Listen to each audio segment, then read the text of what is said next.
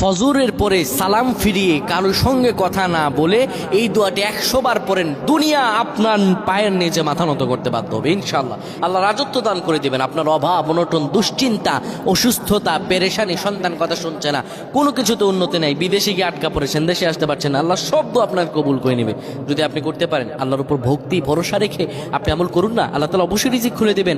আল্লাহ তার আল্লাহু খায়রুর রাজিকিন, আল্লাহ হচ্ছে উত্তম রিজিক দাতা। আল্লাহ আপনার তো অবশ্যই কবুল করবেন। আল্লাহ বলেছেন উদউনি আস্তাজিব লাকুম, আমার কাছে চাও আমি দিয়ে দিব।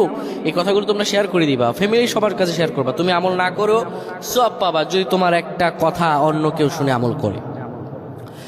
আমার প্রায় ভাইরা, ফজর নামাজের পরে নবীজি কখনোই আমলটা ছেড়ে দিতেন না। কেউ যদি ফজর নামাজের পরে পরে সুবহানাল্লাহি ওয়া বিহামদিহি সুবহানাল্লাহিল আযীম 100 বার যদি কেউ পড়তে পারে, কারো সঙ্গে কথা না বলে 100 বার পড়ার কারণে আমার আল্লাহ রব্বুল আলামিন তাকে রিজিকে বরকত দিবেন, তার হায়াতে বরকত দিবেন, তার মনো শান্তিতে বরকত দিবেন। আল্লাহ রব্বুল আলামিন তাকে এত পরিমাণে দয়া করবেন ওই ব্যক্তি কোনো দিনও কল্পনা করতে পারে না। সুবহানাল্লাহ।